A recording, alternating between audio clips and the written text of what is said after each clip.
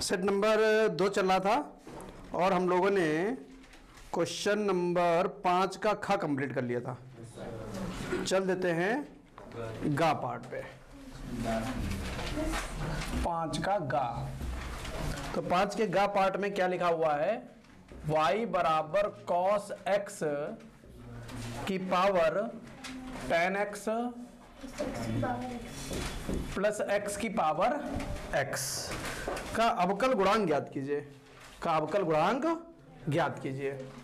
तो भैया चर की पावर चर है, ये तो पढ़ा हुआ क्वेश्चन मिला। चर की पावर चर हमेशा लॉग से लगता है, लेकिन लॉग कहता है कि भैया बीच में पदों के बीच में प्लस नहीं होना चाहिए। और यहाँ एक फलन ये लिखा है और एक फलन ये लिखा है, उनके बीच में क्या लगा है? प्लस। यानी ये कैसे लगेगा? y1 y2 से। माना y1 बराबर cos x की पावर tan x और y2 बराबर x की पावर x। तो y बराबर y1 प्लस y2 हो जाएगा। x के सापेक्ष अवकलन कर दें तो dy बटे dx बराबर dy1 बटे dx प्लस dy2 बटे dx। समीकरण नंबर फर्स्ट। अब क्या करेंगे? चलेंगे y1 पर, इसकी वैल्यू निकालेंगे। y1 बराबर cos x की पावर tan x log लेने पर log ले लेंगे,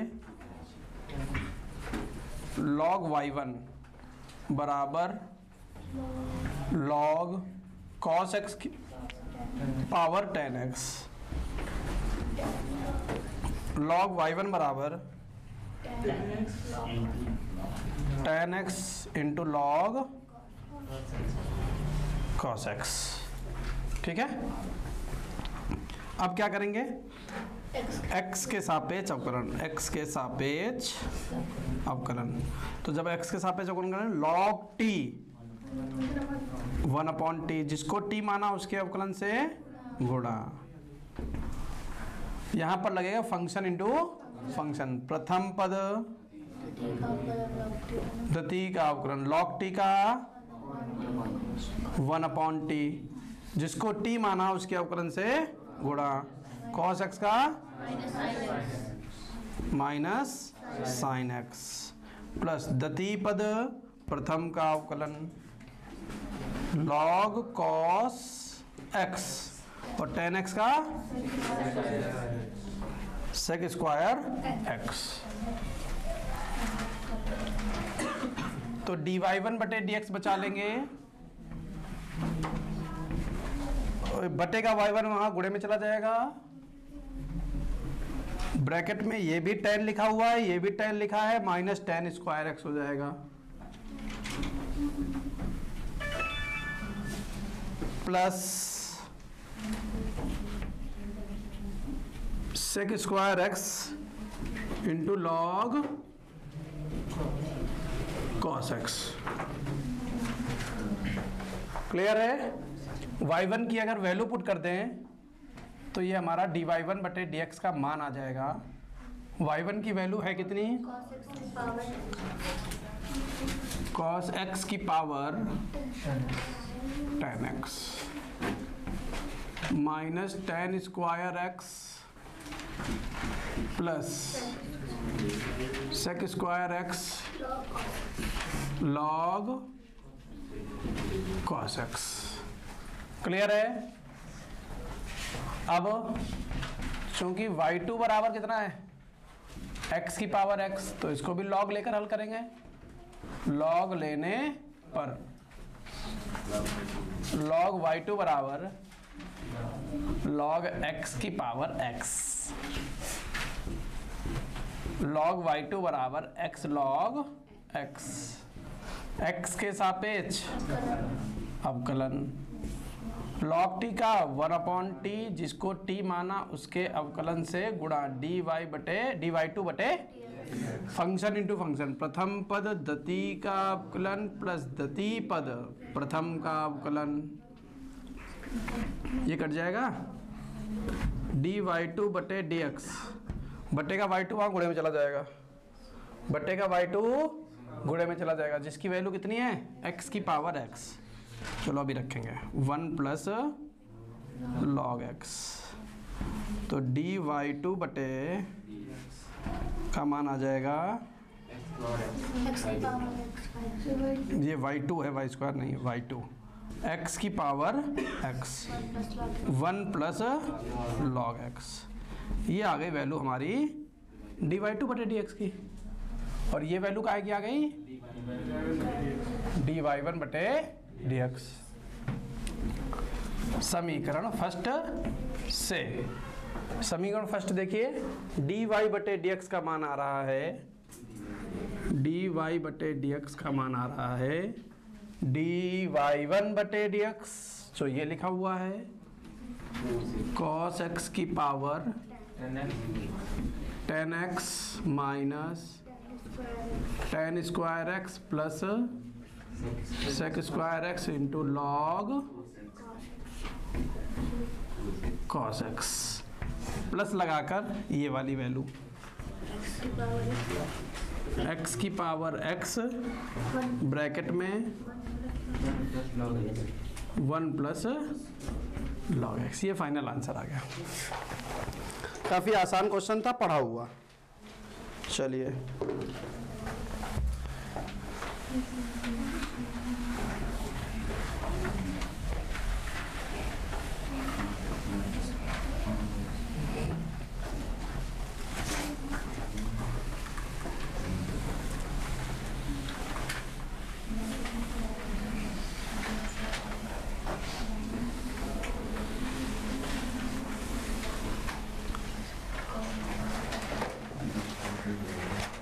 चल देते हैं घा पार्ट पर। एफ एक्स बराबर ax plus 1 bx plus 3, x का मान छोटा बराबर 3 के, x का मान बड़ा है 3 से, x बराबर 3 पर संतत है।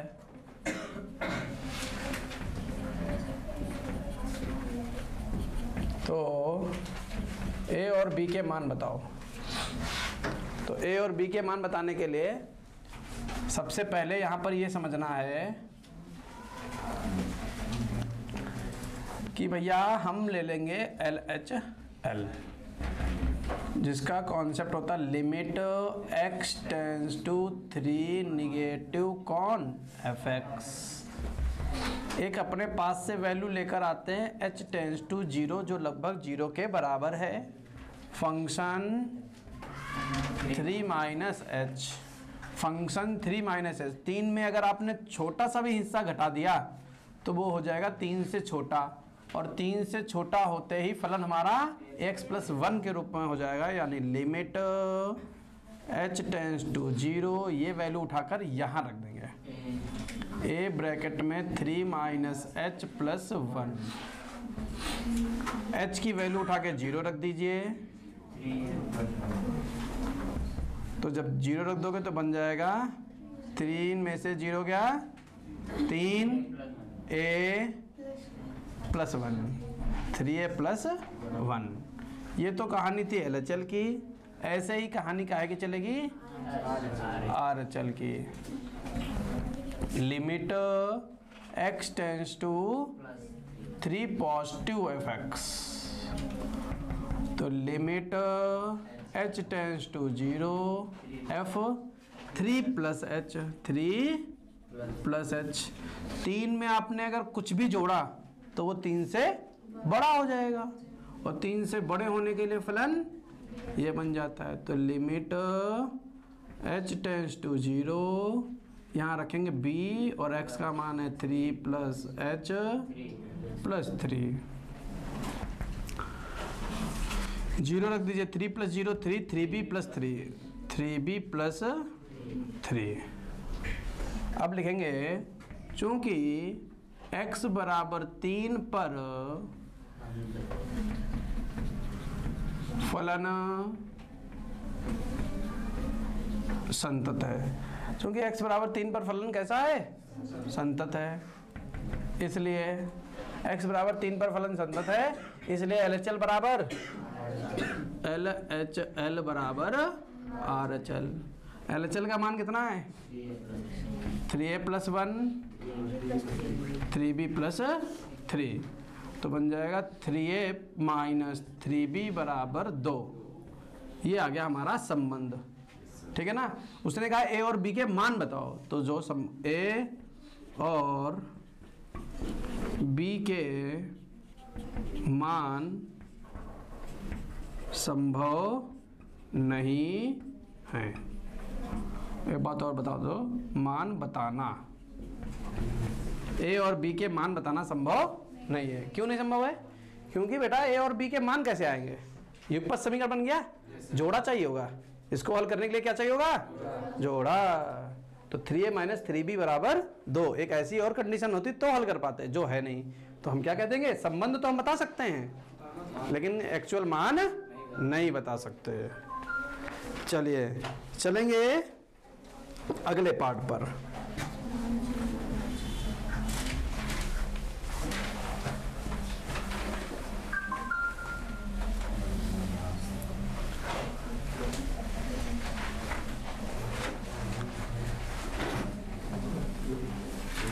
पहले सेट में जिसके जो क्वेश्चन छूटे हैं वो हमने वीडियो सारे तीनों पार्ट डाल दिए हैं, अपना क्वेश्चन उससे नोट कर लेना अगर छूटे हों किसी का, ठीक है। अगर टाइम मिले तो, वरना ऐसे घूमो।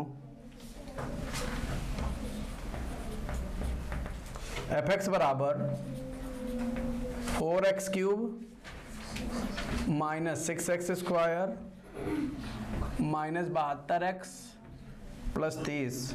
देखिए ईमानदारी पूर्वक अगर अनुसार लगाओगे तो 70-80 नंबर कहीं नहीं चलेंगे, कहीं नहीं जाएंगे, बड़े आराम से मिल जाएंगे 70-80 नंबर। जिन्होंने साल भर पढ़ाई नहीं करी उनकी बात हो रही है। साल भर पढ़ाई नहीं करी है, नहीं कॉपी खोल के देखा है, नहीं कुछ कर पा रहे हो, अब मेहनत कर लो 2 महीना। केवल जो अनुसार में चीज़ें पढ़ा रहे हैं कॉन्सेप्ट वाइज अगर तुमको आती है, अगर वो कॉन्सेप्ट तुमने किताब में पढ़ रखा है तो उनकी मेहनत कर लो। रटे रटाए क्वेश्चन वही घूम फिर के आते हैं पेपर में, वही लगा दोगे 70-80 नंबर हवे में आ जाएंगे। और खूब चिल्ला चिल्ला के कहना अरे पढ़ाई नहीं था, मौज करी थी, फिर भी नंबर इतने आ गए। और अगर अभी भी नहीं पढ़ोगे तो ढूंढ नहीं पाओगे 33 नंबर, मिलेंगे नहीं। बहुत प्यार से बच्चे फेल किए जाते हैं मैथ में, बहुत प्यार से। और अगर आ गए तो 33 आ जाएंगे, उसका कोई काम नहीं। इससे अच्छा तो फेल हो जाते दोबारा कर लेते कम से कम। इसलिए अभी भी टाइम बचा हुआ, अभी भी मेहनत कर लो। अगर मेहनत कर लोगे तो काम बन जाएगा, नहीं मेहनत करोगे तो भैया अभी भी तुम ऐसे ही रहोगे जैसे थे। समझ गए? हाँ। अब जैसे हमको fx दिया गया है कि अंतराल ज्ञात कीजिए जिसमें फलन वर्धमान तथा ह्रासमान हो। कितना अच्छा कॉन्सेप्ट है, वर्धमान ह्रासमान वाला कॉन्सेप्ट पढ़ा होगा। मैक्सिमा मिनिमा उच्चिष्ट निम्निष्ट वाला पढ़ा था वहीं से, यानी चैप्टर नंबर 6 से। तो वहां पर हम लोगों ने वर्धमान ह्रासमान भी पढ़ा था। तो सबसे पहले वर्धमान ह्रासमान के लिए हमको प्रथम अवकलज की जरूरत पड़ती है, तो x के सापेक्ष अवकलन कर देंगे। x के सापेक्ष अवकलन, जब x के सापेक्ष अवकलन कर देंगे तो fx क्या बन जाएगा? f' बन जाएगा। 12x² - 12x - 72 बन गया। अब क्या करेंगे? f' को किसके बराबर रखेंगे? 0। क्यों? ताकि क्रिटिकल बिंदु में निकल कर आ जाए, वो बिंदु निकल के आ जाए जहां पर हमारी स्पर्शरेखा बिल्कुल सपाट रहती है। अगर कॉन्सेप्ट याद हो, एक पॉइंट बताया था, सपाट रहती है अर्थात बिल्कुल पैरेलल रहती है, समांतर जाती, सीधी सीधी, ना इधर झुकी होगी ना उधर झुकी होगी। तो वो बिंदु हमको चाहिए। तो वो बिंदु कैसे मिलेंगे? 0 रख दीजिए, ठीक है।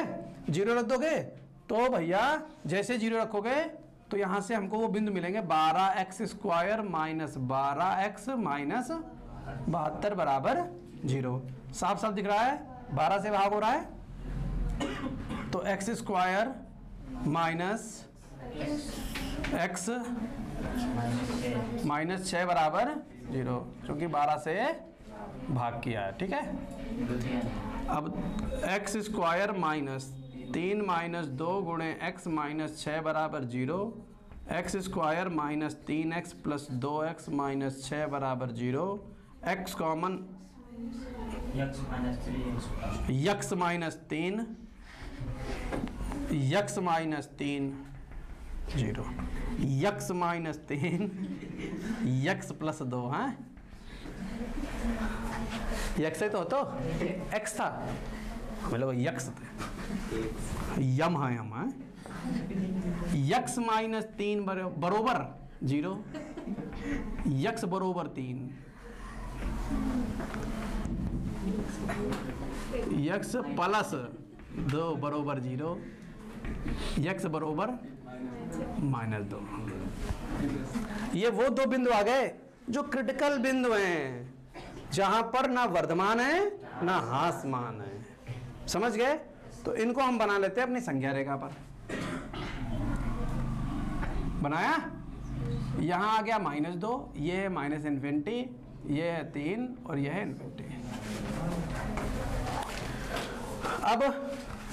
अब क्या करेंगे, इनके बीच में एक बिंदु लेंगे, प्रवणता चेक कर लेंगे, स्पर्श रेखा की प्रवणता, इनके बीच में एक बिंदु लेंगे, प्रवणता स्पर्श रेखा के चेक कर लेंगे, इनके बीच में एक बिंदु लेकर वहां पर प्रवणता चेक कर लेंगे। तो यहाँ पर कोई बिंदु लो, -3, कितना इधर लोगे ना -3, तो f डैश -3 ले लीजिए, f डैश -3 ले लीजिए, तो यहाँ रख दो, यही तो है ना, f डैश x यही तो लिखा हुआ है, जो ये लिखा हुआ है उसी के टुकड़े करके तो ये लिखा हुआ है, तो वहां रखोगे तो कैलकुलेशन बढ़ जाएगी, यहां रखोगे तो और अलग जाएगा। कैसे?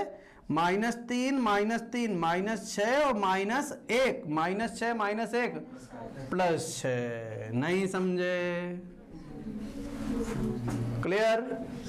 -2 और 3 के बीच में एक बिंदु ले लो, f डैश 0 ले लो,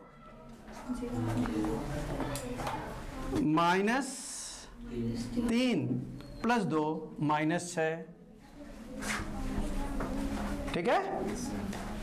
3 से बड़ा कोई बिंदु ले लो, f डैश 4, तो 1 6, अरे वाह, सब 6 ही है रे। पॉजिटिव इसका वैल्यू उठा के तो फंक्शन में रखते हैं,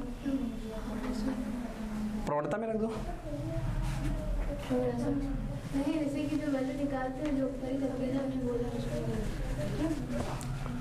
अगर हम f डैश में रख दे तो इस बिंदु पर हमको क्या मिल जाएगी? प्रवणता मिल जाएगी, ठीक है ना?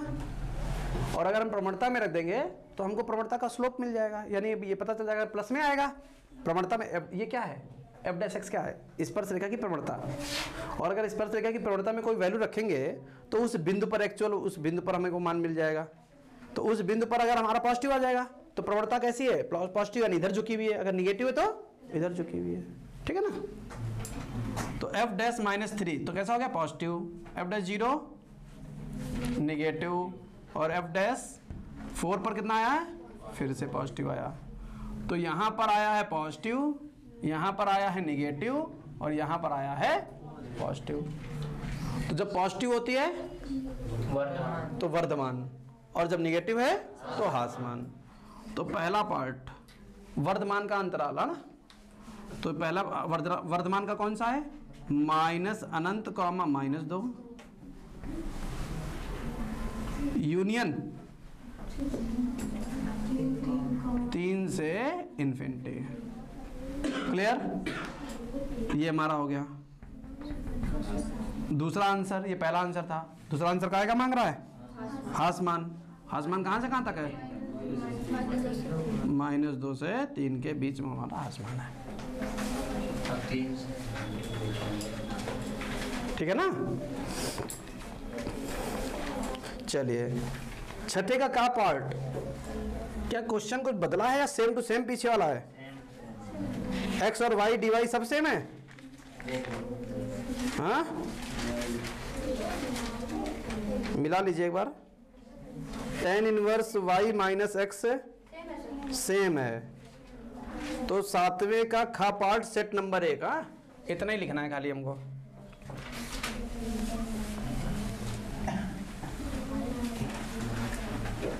देखा कैसे टाइम कम पड़ा? ऐसे धीरे धीरे सब मिलते चले जाएंगे, टाइम कम होता चला जाएगा। नहीं दिखानो, अब दिखानो, यह देखो। तीसरे का पार्ट जो है वो सेट नंबर 1 पर 2023 में जाकर 7वें का पार्ट आप देख लीजिए, आपको खा पार्ट है, खा पार्ट देख लीजिए, आपको हल मिल जाएगा। बोलो नहीं, फालतू में क्यों बोल रहे हो। चलिए खा पार्ट पर चलते हैं, जो बहुत शानदार क्वेश्चन है बीच की दूरी का। बीच की दूरी का एक क्वेश्चन आपको पहले मिल चुका है, लेकिन इस बार जो मिला है थोड़ा सा हटकर है। क्यों हटकर है? क्योंकि यही तो पेपर में आता है। दो रेखाओं के बीच की न्यूनतम दूरी, बिल्कुल रट लेना। देखिए बहुत सारे क्वेश्चन हुआ करते थे, कॉन्सेप्ट हुआ करते थे, तब हम लोगों के मन में एक डाउट रहता था कि बच्चे को कौन सा इंपॉर्टेंट बताएं। अब समतल तो हटा ही दिया गया आपके सिलेबस से, अब केवल एक ही चीज बची है। अगर वो पूछेगा तो न्यूनतम दूरी ही पूछेगा, अगर कठिन पूछेगा। सरल तुमको आता है, कठिन में केवल 8 नंबर में एक ही चीज बची है, न्यूनतम दूरी।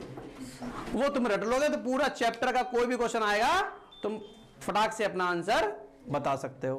क्लियर है? तो न्यूनतम दूरी का क्वेश्चन आना ही आना है, बिल्कुल रट लो। तो एक हम बता चुके हैं, आज फिर एक बता देते हैं। जैसे बता देंगे आज के बाद दोबारा न्यूनतम दूरी का क्वेश्चन आपको नहीं बताया जाएगा, क्योंकि दोनों टाइप हो जाएंगे। i cap plus 2j cap 4k cap plus lambda 2i cap plus 3j cap 6k cap.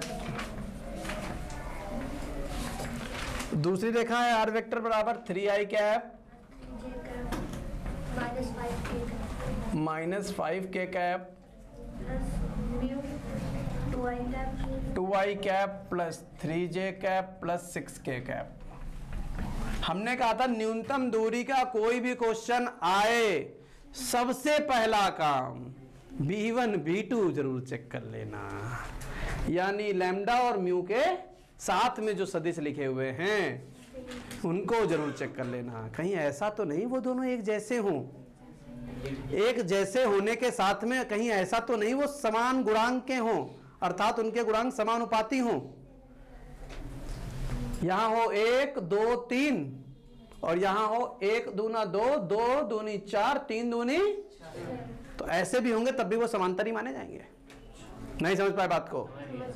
या तो सेम वैल्यू हो, यहां तो कैसी वैल्यू है, और अगर ऐसे लिख कर आ जाए तो तुम ये मत कहना कि भैया ये अलग अलग हैं। पहले नंबर पे न्यूनतम दूरी आते ही आपको b1 b2 चेक करना है। मान लिया कहीं पर आ गया 2j cap minus 3k cap, मान लिया ये आ गया, और फिर नीचे लिखा है 5i cap 10j cap minus 15k cap. 5 से गुणा 5 से गुणा 5 से गुणा, देखो समानुपाती में हैं। ये भी समांतर के ही कॉन्सेप्ट से लगेंगे। नहीं समझ पाए बात को? क्लियर है? तो ये सबसे पहला काम है चेक करना।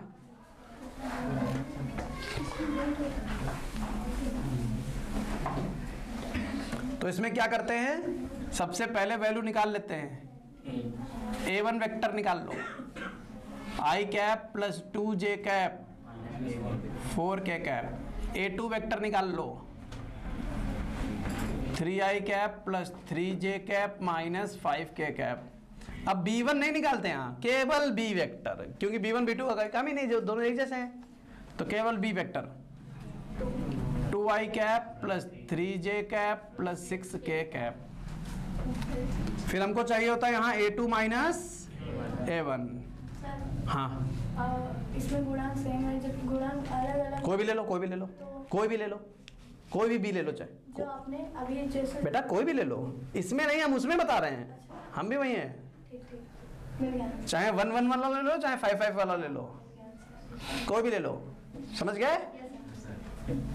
a2 minus a1, a2 minus a1 कर लो। कहाँ है a2? ये 3 में से क्या 2i कैप, 3 में से 2 क्या, j cap, -5 + 4 -k cap, a2 - a1 हो गया। क्लियर है। अब हमें क्या चाहिए होता है,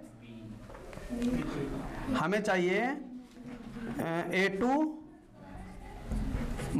- a1 क्रॉस b वेक्टर, इनका क्रॉस प्रोडक्ट चाहिए होता है। फार्मूला याद होगा तभी बना पाओगे, फार्मूला याद होगा तो मालूम ही नहीं होगा क्या क्या चाहिए। ये क्यों चाहिए, क्योंकि हमको फार्मूला हमारे दिमाग में है और तुम्हारे दिमाग में होगा तो तुम्हें मालूम होगा कि हाँ ये निकालना है। फार्मूला नहीं याद होगा, सर B1 B2 होता है तो सर बीच में क्रॉस होता है, डॉट बीच में डॉट होता है और b1 क्रॉस b2 होता है।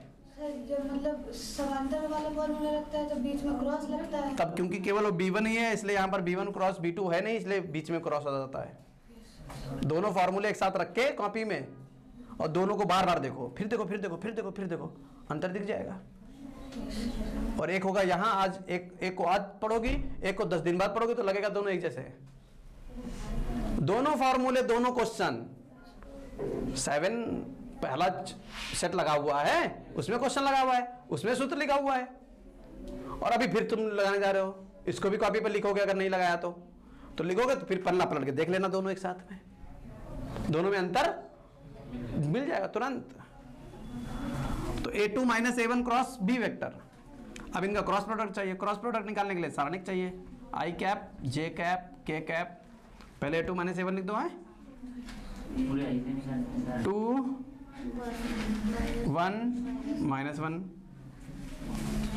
इसको निकालो 2 3 6। अब आई कैप ये उठाया, ये छिपाया, ये छिपाया, 6 3 9 आई कैप, ठीक है। ये छिपाया, ये छिपाया, 12 14 जे कैप, ये छिपाया, ये छिपाया, 2 3 2 1 कम, 6 में से 2 गए 4 प्लस का 4 के कैप। यहां तक कोई समस्या? अभी एक काम और बचा हुआ है, mod of B vector, mod of B vector, B vector का मापांक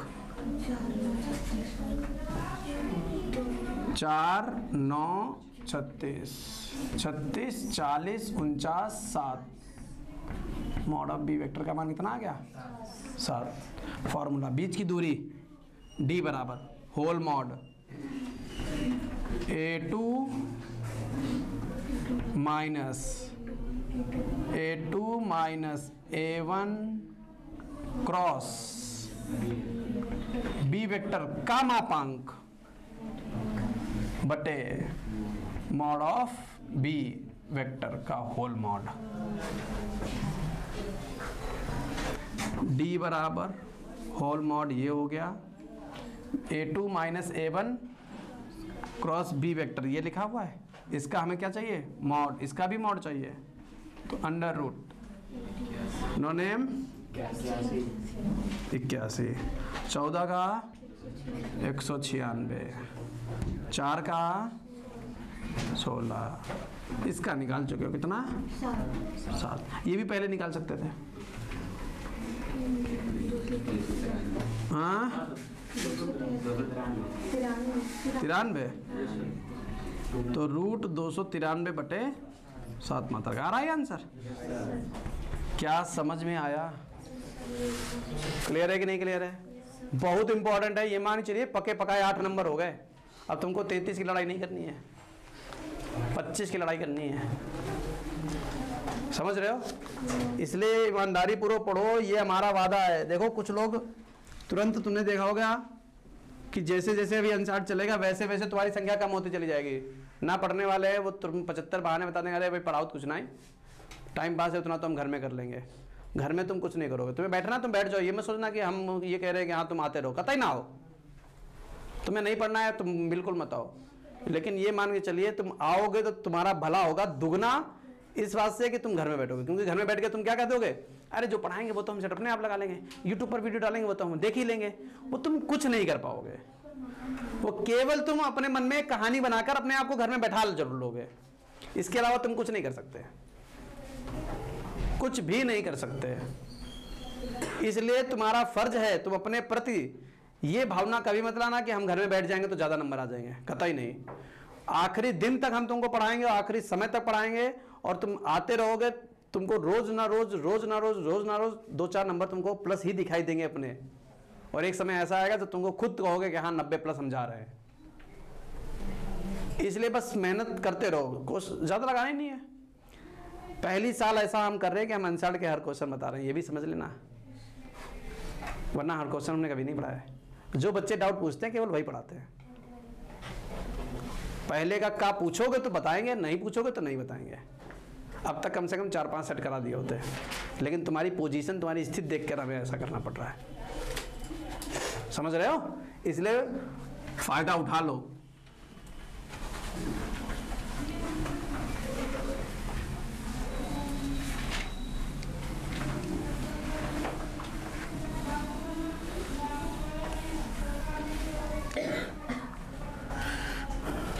चलते हैं छठे के गा पार्ट पर। एक थोड़ा सा तसल्ली भरा क्वेश्चन हमारे पास है।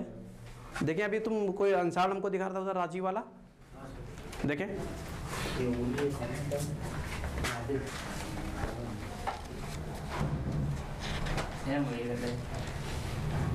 अच्छा,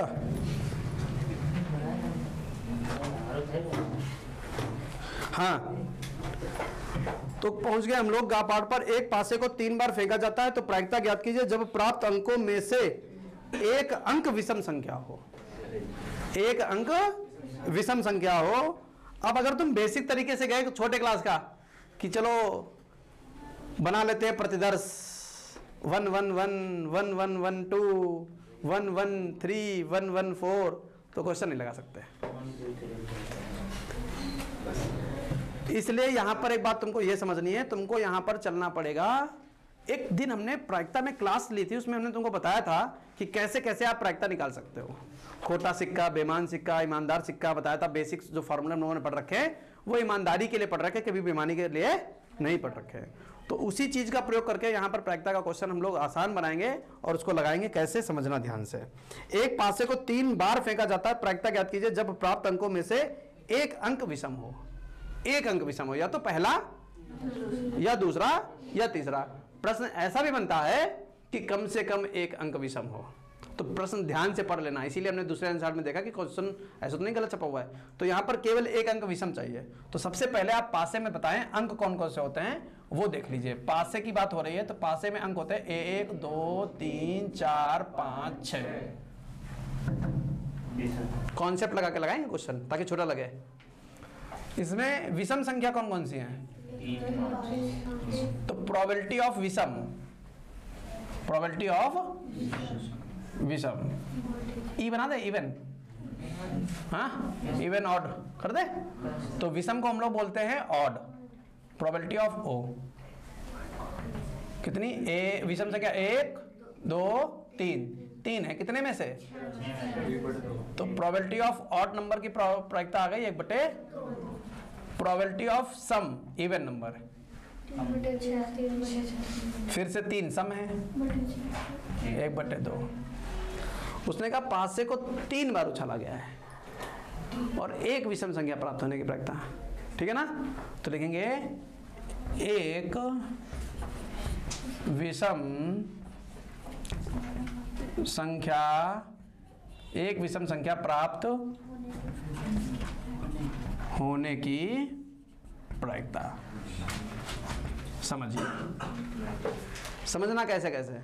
पहले पर विषम प्राप्त हो जाए, पहले पर विषम प्राप्त हो जाए प्रोबेबिलिटी ऑफ हो, और दूसरे पर इवन सम प्राप्त हो, और तीसरे पर भी सम प्राप्त हो, तभी तो एक संख्या पर पासा पर वो मिलेगा।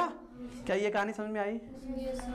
या प्लस पहले पर तो सम मिले, दूसरे पर भी सम मिले, तीसरे पर सम मिले, या प्रोबेबिलिटी ऑफ पहले पर सम मिले, दूसरे पर सम मिले, तीसरे पर विषम मिले।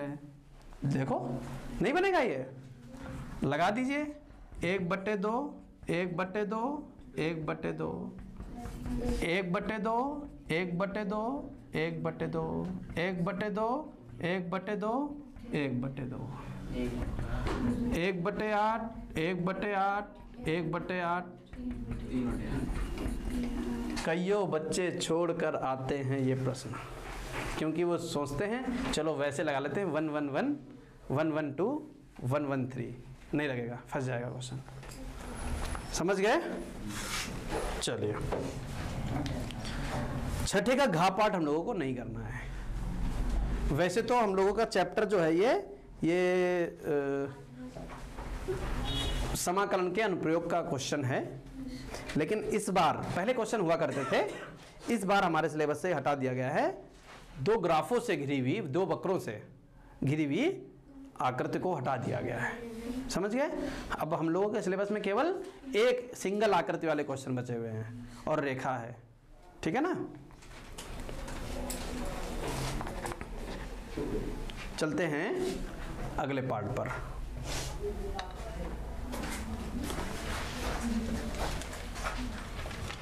नमस्ते सर, कितने मिनट कोचिंग है? बैठा हो, पूछ लियो। बड़ा जल्दी तुम जग गए।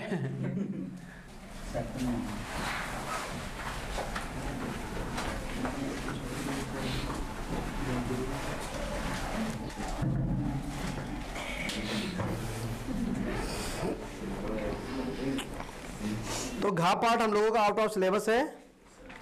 चलते हैं। हाँ हाँ कहो। छठे का अड़ा, अड़ा तो घड़ी जो डिटर्जेंट आता है तो हमें ऐसे अड़ा बनता होगा। अंगा, इया, हिड़ी। बहुत विवाद है इसका।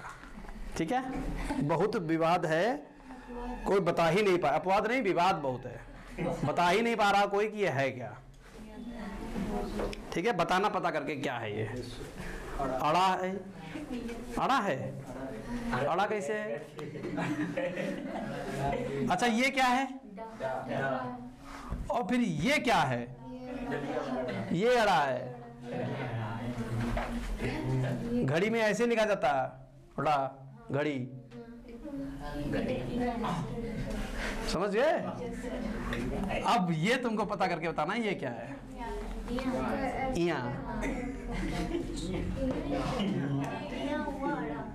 यो का है?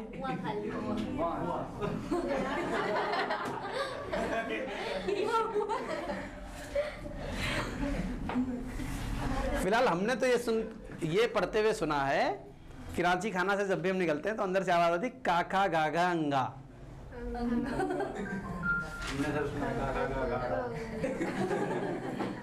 ठीक है, तो ये विवाद है, पता नहीं क्या है ये, पता करके आना ना।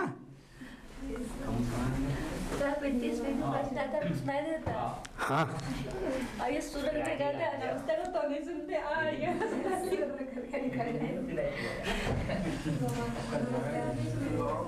नहीं, नमस्ते तेज किया करो। कराची कहाँ में गाली यही तो, इया अंगा। ठीक, दुक्कम दो, दुदुन्नी चार, यही सुनाई पड़ता कराची खाने में। हाँ अब ले दुदुन्नी, अब ले, बहुत बदतमीज हो। ये समाकलन का एक क्वेश्चन आ गया हमारे पास।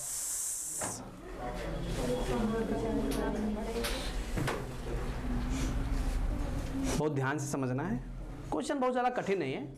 थोड़ा सा ये फील होगा कि हमको लेवरी करनी पड़ रही है, बार बार रिपीटिंग पार्ट यहाँ पर रहेगा। हम इस पार्ट को हल करेंगे और ये पार्ट हमारा आ जाएगा। ठीक है ना? तो देखिए हम क्या करेंगे, इसको डायरेक्ट लगा दें। कुछ इधर उधर तो पक्षांतर वगैरह तो नहीं करना पड़ जाएगा।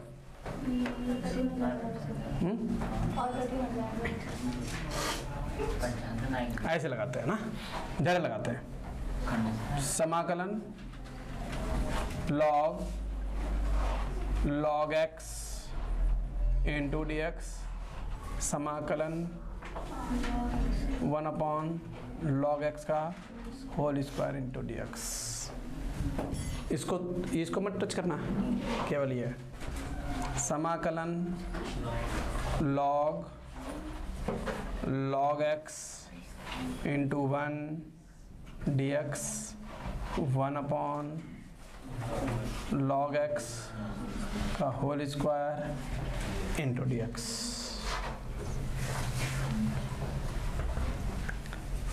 इसके बाद खंड सा लगाइए ILA, तो L पहले रहेगा, अलजेब्रिक फंक्शन बाद में रहेगा। प्रथम पद्धति का समाकलन log x, प्रथम पद्धति का समाकलन 1 dx, चिन्ह नहीं कुछ होता है, महासमाकलन प्रथम का अवकलन d/dx ऑफ log x, प्रथम पद्धति का समाकलन 1 dx इंटू dx प्लस 1/,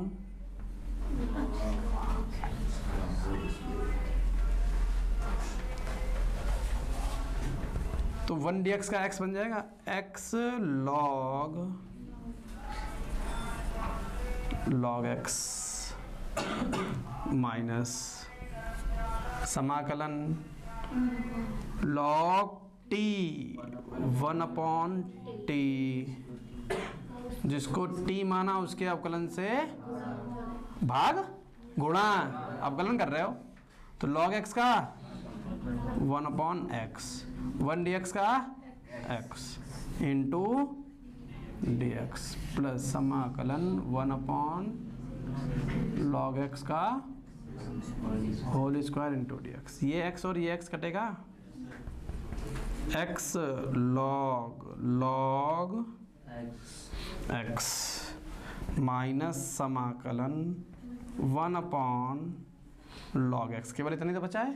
हम यहाँ पुनः खंड सा लगाएंगे इसलिए इंटू 1 करके dx प्लस समाकलन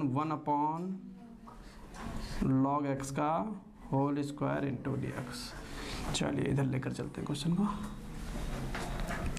x log x ऐसे रहेगा, x log x ऐसे ही। फिर से खंड सा लगाने जा रहे हैं, माइनस ये बाहर छोड़ दीजिए, बड़ा ब्रैकेट लगा लीजिए। प्रथम पद्धति का समाकलन 1/log x, द्वितीय का समाकलन 1 dx, प्रथम पद्धति का समाकलन माइनस महासमाकलन प्रथम का अवकलन d/dx of 1/log x, 1/log x, प्रथम का अवकलन द्वितीय का समाकलन इंटू 1 dx का होल dx। क्लियर है? कहाँ तक पहुँच गए? यहाँ तक, यानी ब्रैकेट बंद करने का नंबर आ गया प्लस ये ब्रैकेट बंद प्लस समाकलन 1/log x का होल स्क्वायर इंटू dx। बस तसल्ली पूर्वक हल कर लीजिए, क्वेश्चन खत्म है। log x माइनस ब्रैकेट खोल दें 1/log x ऐसे ही 1 dx का x माइनस 1/t का, ये माइनस अंदर जाएगा तो माइनस में प्लस कर दो, 1/t का minus 1/t square minus 1/t square यानी log x का स्क्वायर, जिसको t माना है उसके अवकलन से गुणा log x का 1/x इंटू x, और ये महासमाकलन वाला समाकलन इंटू dx प्लस समाकलन 1/log x का whole square into dx। x log x minus x upon log x, इससे कट जाएगा, माइनस यहाँ से बाहर ले लीजिए 1/log x का whole square into dx plus 1/log x का whole square into dx। Same to same बने, आंसर आ गया हमारा x log x minus x upon plus c। समझ गए? क्या टाइम हो गया? चलो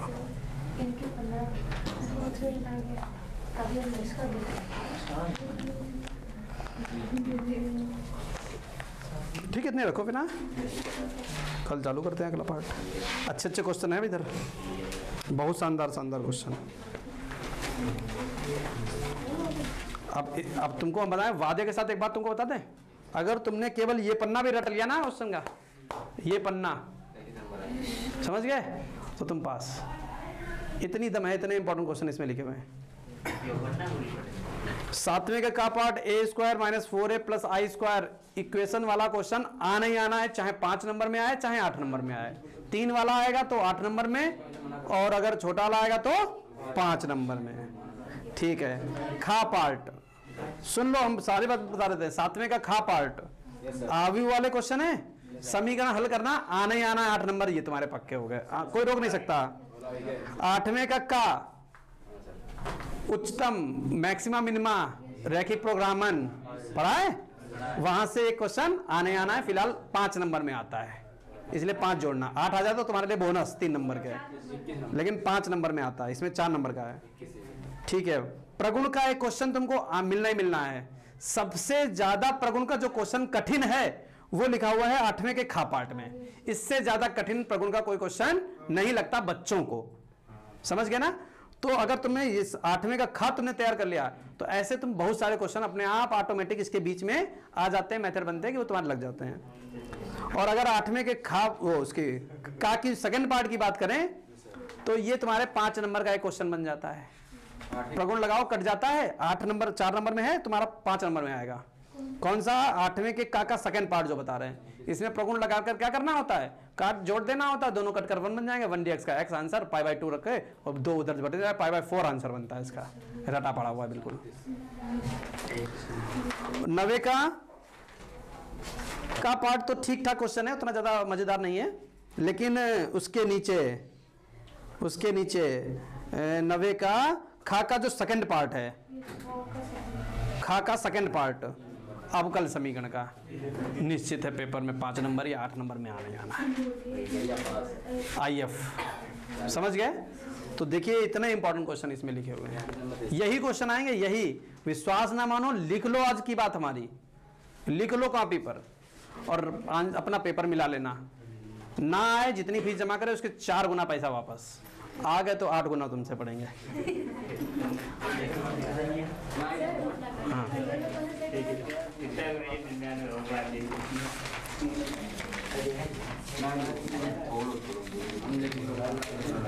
देखो कहीं पर रूट वाला होगा, root sine cot X tan x वाला, देखो क्वेश्चन कोई है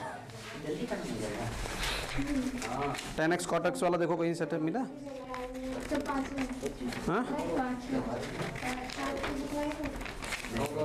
हाँ 5वां यही आया था। हाँ न्यासा का यही गलत हुआ था, 9वें का खा। उनसे कहा था 9वें का का लगाना, प्रायिकता वाला क्वेश्चन, डिब्बे वाला का लगाना चाहिए था, वो खा लगा कर आई थी। और खुला आसमान वाला क्वेश्चन है ये खा वाला, वही चेक नहीं किया था, उसी में कट गए थे,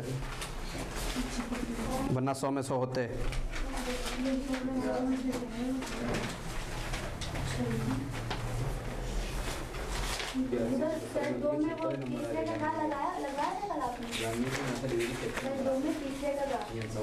शेड 2 में तीसरे का गा गमला आउट ऑफ सिलेबस है। क्षेत्र में